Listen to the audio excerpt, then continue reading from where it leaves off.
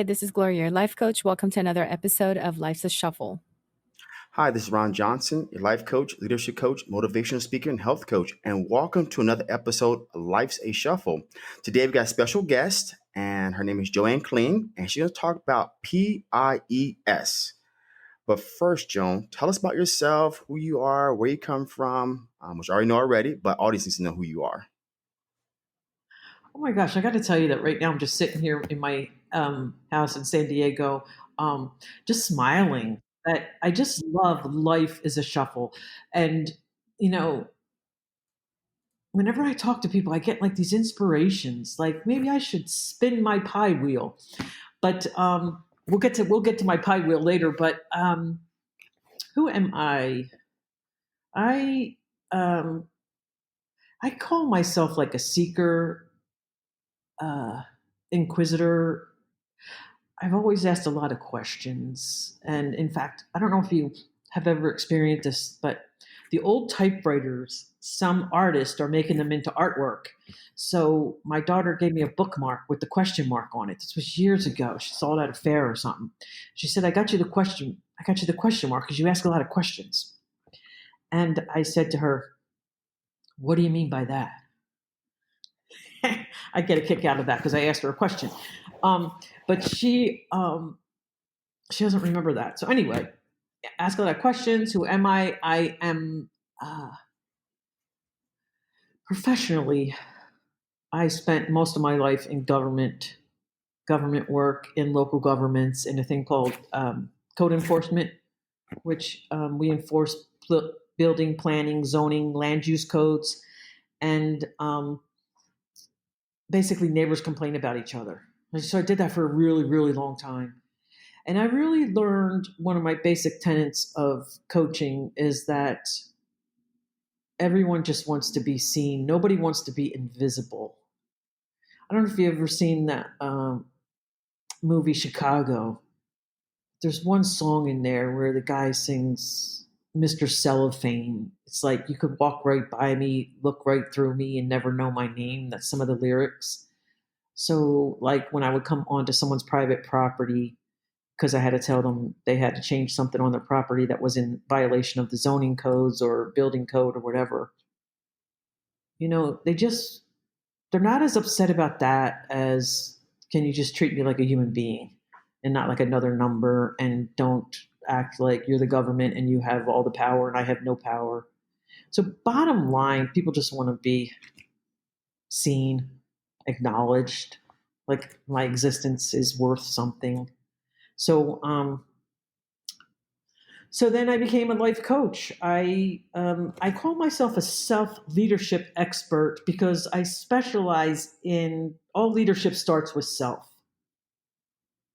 I'm reminded of Michael Jackson's song where he says, change the person in the mirror, and Gandhi that says, be the change you want to see in the world. Instead of pointing your finger at this should change, this or this should change. Again, back to my job. It's my job in government. Do you even know your neighbors' names? Like you're talking about world politics and national politics, but you probably wouldn't. Most people that I've encountered in the business probably wouldn't pull up their neighbors' trash cans. They went on vacation, they forgot or whatever. And, are we just nice in general? So, anyway, I'm kind of probably getting off on a tangent. So I like to start with self leadership, and then team leadership, then organizational leadership. So I developed this system called P.I.E.S. Out of necessity, actually. I work for this company called Better Up. And during the application, they had a pretty grueling application process. So kudos to them. And I had to submit videos. And so I had set aside this specific time that I'm going to do these videos. But I don't even know what they're going to ask me. So I get my camera set up and I get ready. And the first question is, what is your tell us about your coaching philosophy for 90 seconds. And I was like, oh, shoot. It's probably something I should know is my coaching philosophy. What is my coaching philosophy? So I have always had as a tagline, permission to be great is granted. And that came from Marianne Williamson's quote. It's a pretty famous quote. In fact, Nelson Mandela used it in one of his speeches. So a lot of people think it's his, but it came from her, but blah, blah, blah. But she says basically, the more you let your light shine, it gives other people permission to shine. And so I just like the word permission, that a lot of us just haven't been given permission to do what we want to do, because what we wanted to do was too scary for other people. And all of us here as a coach, we are creatives. We're thinking outside the box. We're just not different. So, I mean, we're just different. And so, like when I was a kid, a lot of times I was told, all of us are told, don't. We're told don't more than do. And so, oh, you don't want to do that. Oh, you don't want to go there. Oh, you don't want to take that chance. Oh, so and so tried that. That didn't work. So we just kind of get smaller and smaller and smaller and take our light and just dim it. So the P is permission to be great is granted. So I'm in front of this computer and I'm like, okay, trying to figure out my philosophy. Okay, I got that. What else do I believe? I really believe in imperfection. That imperfection lies in the imperfection lies creativity, a childlike awe and wonder. Like a child just keeps trying to put the blocks together differently. They're not beating themselves up. They're not saying, "Oh, that was stupid." They're just going, oh, "Okay, let me try this way. Let me try this way." And then countless. I'm sure you've looked them up yourselves. Like Michael Jordan got cut from his high school basketball team. Dr. Seuss got rejected like 25, 30 times for all of his writing. Like he couldn't get anyone to publish his books. So, I mean, there's stuff like that all over the place. So um, to just try it and be willing to fail. Those that are where you want to be are there because they have accepted failure as a part of it. Then the next thing that I came up with was eyes on self, because I work with a lot of women in different organizations, and I'm always telling them, and I have been told, keep your eyes on yourself, eyes on yourself, eyes on self, eyes on self. You're criticizing this person for believing that or doing that. Well, but you're intolerant of this and that. So I was taught that it's a question that your listeners can ponder. If I'm intolerant of the intolerant, am I intolerant? So that's it's a deep philosophical question. But so just change starts with self. What tiny baby step are you willing to take today? And then we can't do it alone. So I added support system or support community creation. I can't decide really which, if I'm going to go with support system or support community creation, but I'm going to help you build your own board of directors, your own, like we were talking before we went live, like who can I actually go, oh my God, guess what just happened? I just signed this huge contract. Somebody who's going to accept you and support you and not make me be a braggart, but at least let me gloat for a second or two. Like, oh my God, this is actually happening. This is a lifetime dream. It seems like it's happening. I want someone to that can support me.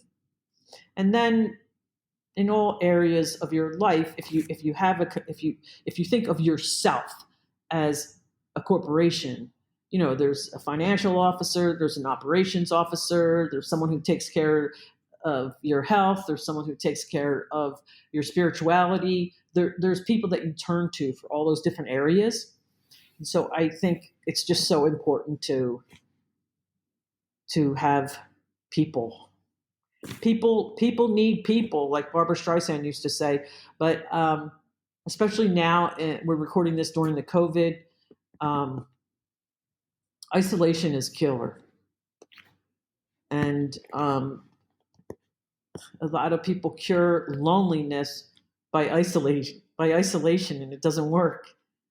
And so, especially as you get older, because I'm older than you, I'm 60, and as you get older, it's so important to have some sort of community, someone that knows I'm alive or dead today.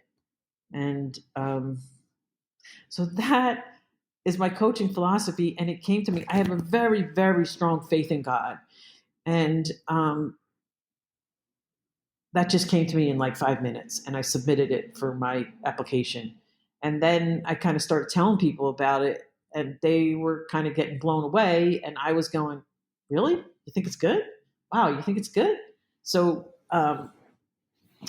so now I've been working on it, expanding on it. I'm working on a book. Um, I just read. If either of you or both of you have not read The Artist Way, or your listeners, The Artist Way is something I started during the pandemic, and it's just changed my life. And it's 25 years old. Have either of you heard of it? No, I have not. I've Okay, check it out. Check it out. It's an old book, and it's just about funneling your creativity, letting like the universe take you where it's supposed to take you. And so I just believe in the power of intentionality, of making the time to do stuff. And it's important to say that I'm like no way near perfect in any of the things I teach. In fact, I'll have a client, and I'll be telling them or discussing something with them, and I just feel like the words are hitting. Most of the time it's on my laptop. So I feel like the words are hitting the screen and coming right back at me. Like as they're coming back toward me, they're going, "Yeah, why don't you try that, Joan?" And so I don't know. I just feel like I could talk all day. So I'm doing. I'm, I know. I just wanted to say something about that one when you said you were nowhere near perfect. I don't, nobody's really perfect, right? And I'd like to look at that as we are perfectly imperfect. exactly. Hmm. Hmm. Yes. And yeah, go ahead. I was going to say this, Joan. I was listening at the very beginning about. I want you to kind of give more detail because something kind of resonated with me when I was a young kid. Not so much now. After going through IPEC training, after kind of realizing, okay, I'm unique. I'm great where I am. Why, as human beings, are we so so destined to fit in? So if someone doesn't fit in or identify with a race or anything like that, why is it so important for us to fit in? Well, I think kind of back to. I mean, we could debate this for years, and I also tell people like I'm not a theologian, I'm not a philosopher, because people have been asking that question since the beginning of time. And to me, I will just tell you, for Joan, because I need connection. I need to feel that, like I was saying in the beginning, that you see me, that I'm here, that my life here has been worth it. Like I came here to do something, either to teach something or to learn something, and the world is better because I'm here. So, and it's so glorified in the media and stuff. We see people that are always hanging out with all these people and doing these fun things, and it's not the truth. Most people go home after work, turn on the TV, and have dinner and start again. Rinse, lather, rinse, and repeat. So, I um, like yeah. I'm saying some old things, lather, rinse, and repeat. That was from the. I don't know if shampoo bottles still have that on it, but anyway, did that anywhere near come close to, like, if you were my client and you asked me that question, I would probably say, why is it? Why do you think? Why is it important to you? And good question. I'm glad you asked me that question. It was important to me to fit in. Until I really started digging deep the last 2 years. Like it came to a point in my life I was just broken. And that's kind of how started the whole evolution of finding a coach and finding IPEC and all this great stuff. Um, But for me, I don't want to fit in anymore. I rebuke trying to fit in, and just for myself. Now, for those out there, they may say, "Well, I want to fit in. I don't want to be like anybody else." I read this book, and I can't think of the title right now because I've read so many books and listened to so many audibles the last 2 years. But it honed on one thing. If you look at an orchestra, right, you got the person playing the flute, person playing the banjo, whatever, right? Uh huh. Uh huh.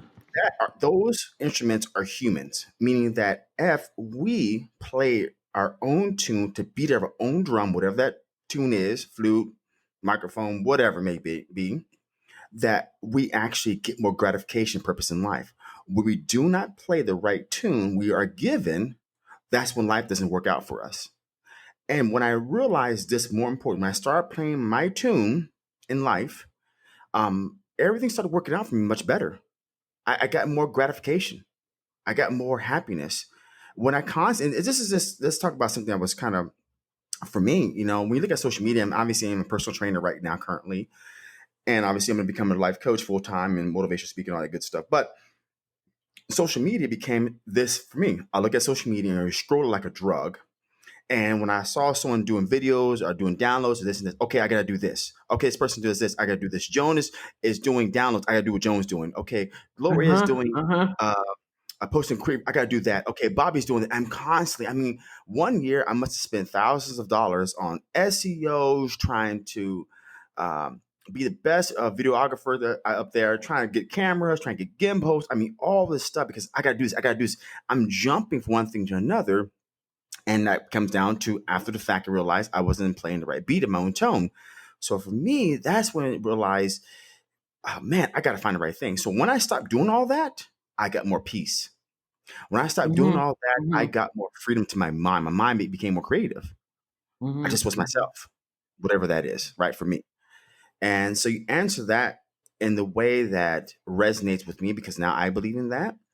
But obviously, for our audience out there, because with everything going on right now with BLM, COVID, pandemic, Mhm. job Mhm. working from home, I mean, every client I deal with has some kind of issue. I have one client in particular, his girlfriend's living with him now and with him, and she's petrified of the pandemic. So he's not allowed to go to any gym. He's not allowed to go to a grocery store. If he wants to do these things, she makes it. He has to wear a mask. At one point, when it reached 100 degrees out here, he couldn't turn on the AC because she's fearful that if you turn the AC, it's going to filter out the COVID. And he had to Mhm. actually go on the internet, explain to by diagram how it works. So back to my point being is we always want to identify with something. And I think that's to me is a human flaw, wanting to fit in. Because when you want to fit in, you're all you're doing is comparing yourself to somebody else, whatever that diagram is, and that just creates more suffering. It's kind of a mouthful there, but that's the way it comes up for me. You know what? When you're saying that, I think back of my childhood. I don't know. I don't know how far I can remember, but I, I get it that we always try to fit in, and I know that a lot of my students right now are in that phase right now. And I just remember speaking to one, my former student recently, and I asked her what she is afraid of, and she has fears of being alone. And I thought being alone, like if she's alone at home and nobody's at home with her, and she said, no, I don't mind that because I can do whatever I want. More like alone of not having friends. But the way I see her is she doesn't necessarily try to fit in because she I always make fun of her how she has no filter. So she kind of reminds me of me when I was younger because I don't remember seeing myself as always trying to fit in a certain group or trying to fit in. I think at one point I thought about it, but I couldn't change. I couldn't be someone I'm not. So I've always been, I think I've always tried, not tried, but I think I've always kind of showed to a lot of people who I really am. And if I do try to fit in, I may not be accepted because I'm not exactly who they're just not, let's just say they're just not happy with what they see and who I am. So Mhm. I think for me, growing up is probably just acceptance and being accepted. But as far Mhm. as trying to fit in and trying to be somebody I'm not, I don't think I've ever had. I may have had that issue. I can't remember, but not too much because I had a hard time changing myself and changing who I'm not. And if I do, I could try it for like maybe a day or two. I'm not happy and I go back to my real self, who I really am. As I've gotten older, then I've realized if they don't like me and they don't like who I am, they don't like my waist and they don't like me. So, yeah, I see what Ron is saying. Like growing up, everybody goes through that situation, but but not necessarily everyone. I guess is what I'm saying. Yeah, it's what we're currently talking about. Is a complicated issue, and I would love to like debate it with you at on that subject only. But yeah, some people have it worse than others growing up, and even as adults. Um, like even if we just take nerds were really made fun of in my time, and now if you're a nerd, you're the coolest guy because you probably invented. You're probably doing something fantastic. But so I would go back to my eyes on self. Eyes on Mhm. self. Like yeah, nobody wants to eat their lunch alone. Nobody wants to not have a date to the prom or, I mean, they're difficult, painful things that children have to go through that we as adults think is a good idea to have the prom or whatever. So um yeah, it's tough being a kid. What's tough being an adult? I mean, who wants to be an adult? I know I don't want to be. I know, right? There's so much Total, things. There's a lot of things as an adult that we thought, "I didn't sign up for this, and why am I doing this?" totally. What the heck? Come on. I want to go back to where I just ran around and didn't have a care in Mhm. the world. Yeah. Yeah. But I I really was do like. Oh, go ahead. no, I was going to say debate Joan on I'm sorry, Joan on that is I feel better at 37. Obviously, I'm way younger than you. I feel better at 37, 27. So I would not go back to being a kid. Did you hear Yeah. what Life he has. Yeah. Yeah. said? Did you hear what he said, Mhm. Joan? Obviously, he's a lot Yeah. younger than you. Obviously. He had to. He just had to. It's okay, Joan. You look good. I don't take offense. I embrace my age. What can I tell you? You know Um what? Have aren't you more proud of just uh, as you've gotten older after a certain point in your life, you're proud of like just expressing yourself and then just not you're not afraid of hiding how old you are like a lot of other women are, I know. mhm, mhm. Well, in some ways, I feel like Benjamin Button. I don't know if you ever saw that movie, but like Brad Pitt's in it, and he Mhm. Yes. he he's born an old guy. He kind of ages backwards, and sometimes I feel like that. I'm like, wow, I can't believe. I'm not like I would say most 60-year-old women. I do things. I do crazy. Oh, I think I'll get my coaching certificate. Yeah, I got my master's degree at 50. I got my coaching certificate like I might have been six. No, it's been a few years now. Yeah, but I mean, like, age is just a number. Yes. And I do what I wanted to say earlier was I do like your eye on this one, on your pies. I like the eye, the Hmm. imperfection. I think a lot of us, so many people don't realize that we're not perfect. We are imperfect. And I like how you mentioned to basically just embrace that and just shoot for excellence, not the perfection. Ex- exactly. Shoot for excellence, not perfection. Yeah. Exactly. But Yeah. what about those who feels like, oh, what about those who can't seem to get this in their head?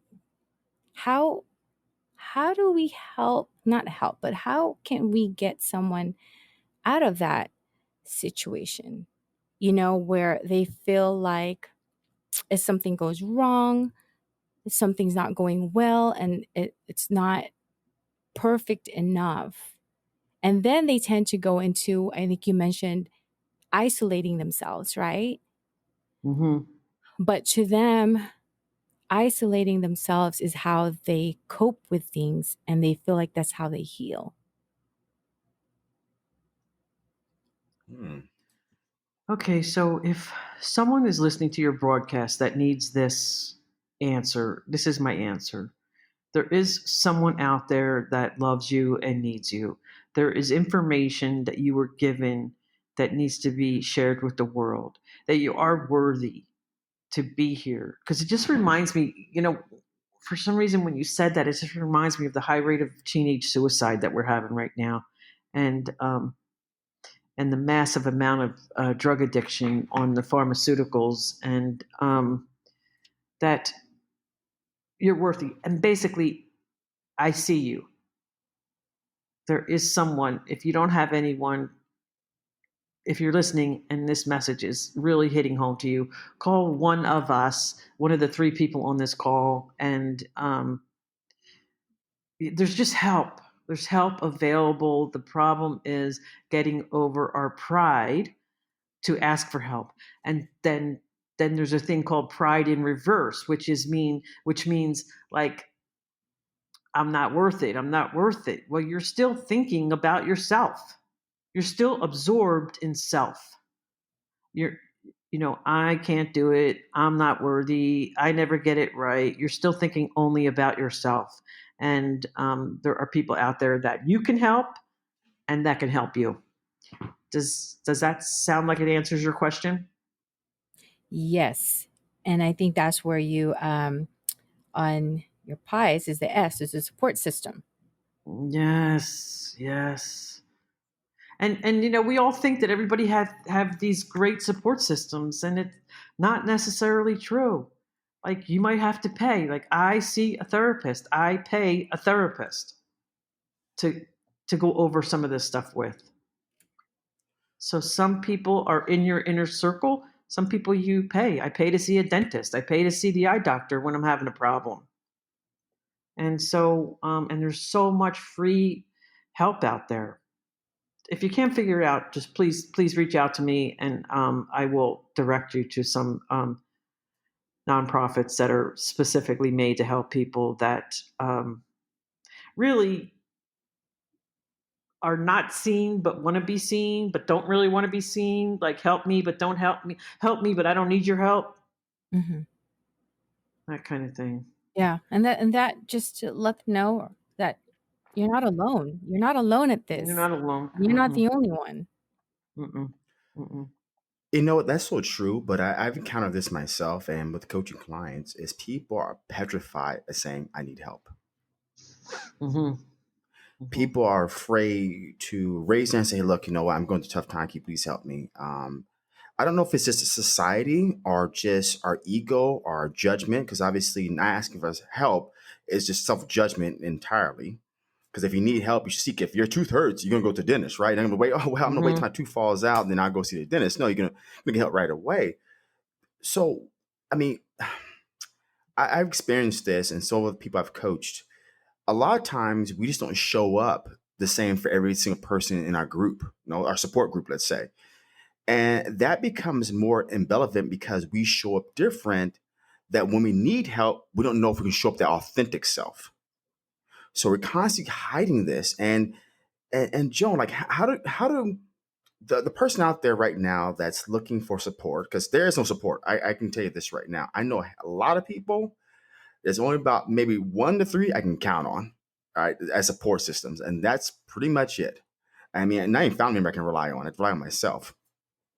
But I was ingrained in my mind from since I was childhood to maybe just a few years ago that be self sufficient. And I mean by that is my dad always says, son, you need to rely on yourself because relying on people will obviously hurt you. So for decades, up until obviously 2 years ago, I relied on myself and I showed up not authentic to anybody. I was so fearful of being judged that I didn't create a support system because obviously no one knew who I really was. mm-hmm, And mm-hmm. that created more suffering, more heartache. And it was hard because my dad's philosophy, which is was my belief system, is that Son, the more people you have in your life, the more problems. Less people you have in your life, less problems. Now, in the context at that time, the first thought is less people, right? And at the time, I was always thinking, man, my dad's weird. Why is there less people? Now, I think what he's trying to say is, what, you got to be careful who you bring in your circle, your group, and realize when someone does not resonate with you and they're doing other things that not align with you want to do, you shouldn't socialize with them. And okay, I get that. But how do you really build a support system, Joanne? I mean, Joan. I keep saying Joanne. I'm so sorry. I noticed that. You know, Ronald, a lot of people have a hard time with my name. It's I Okay, good. I'm actually not the only I one. oh no.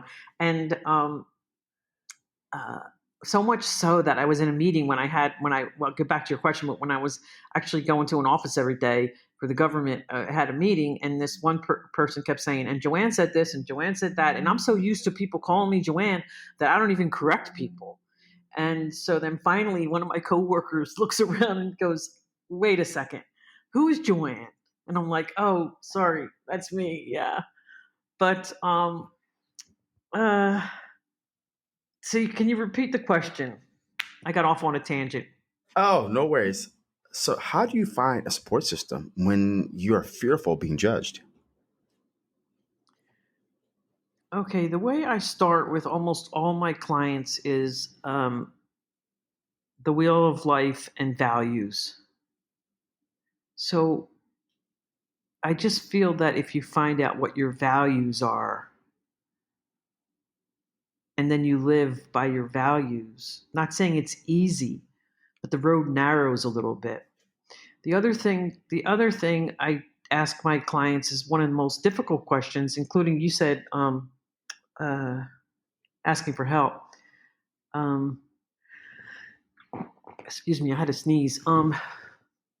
What do you do for fun? I'll ask my clients, what do you do for fun? And they almost always don't have an answer. And then I go, hey, I ask people this. A lot of people don't have an answer. This is a difficult question because we're doers. We're, instead of human beings, we're human doers. And so to make connections, find out what you actually like to do. And there's all kinds of places where you can find people that are doing that same thing, especially on like Meetup or something like that.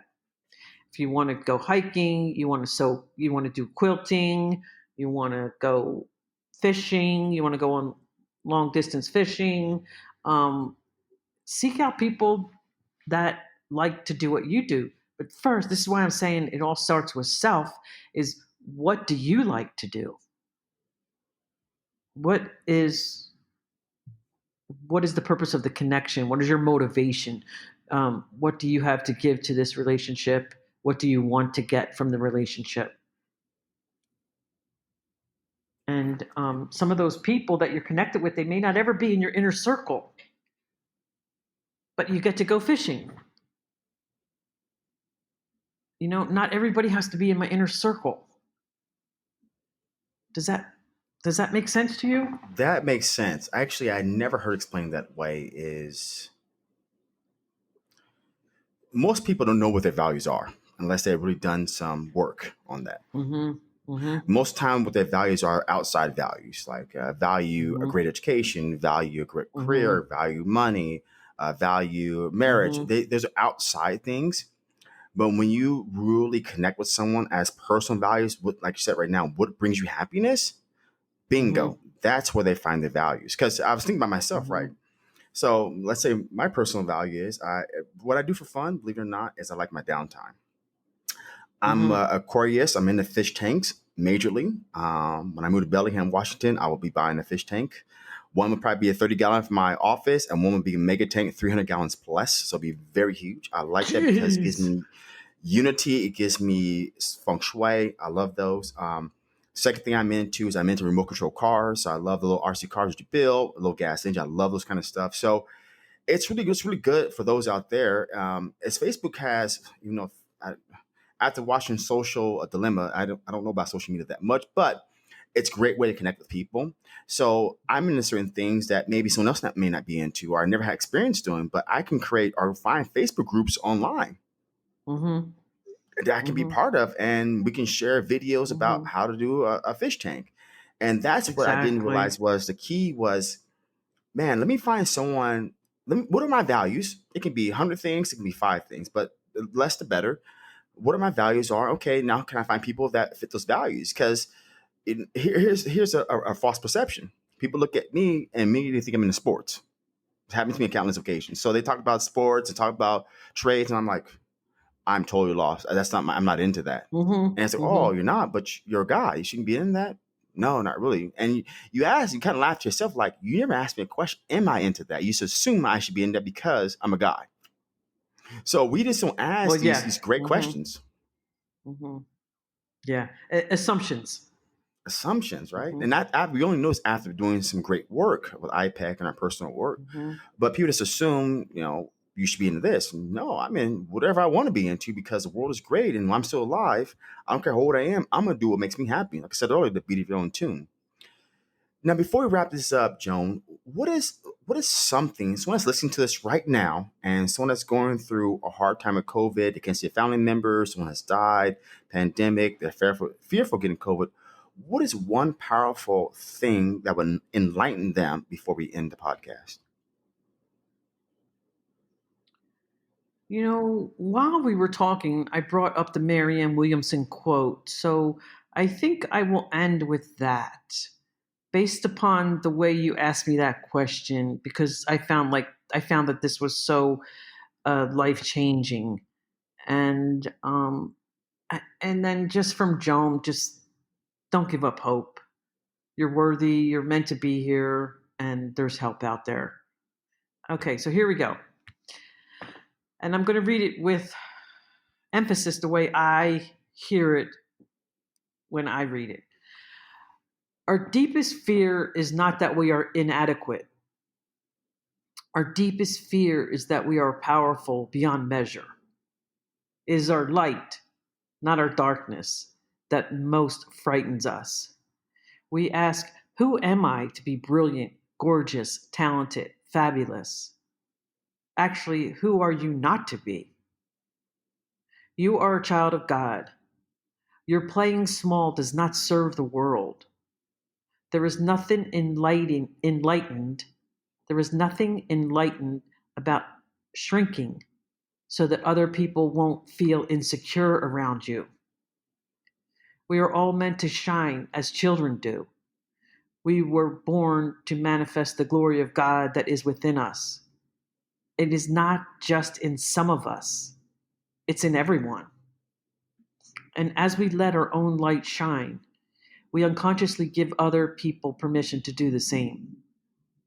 As we are liberated from our own fear, our presence automatically liberates others. That's the end. Thank you very much. I read that I saw one of his YouTube videos about motivation about 10 years ago. Actually, no, sorry, 8 years ago. I heard the same thing, and I was think about what I think about right now is, and one of these motivation things it talks about Rocky Balboa or Stallone, as people know him Uh-huh. as. It's not about how much you can. It's not about how hard you get hit.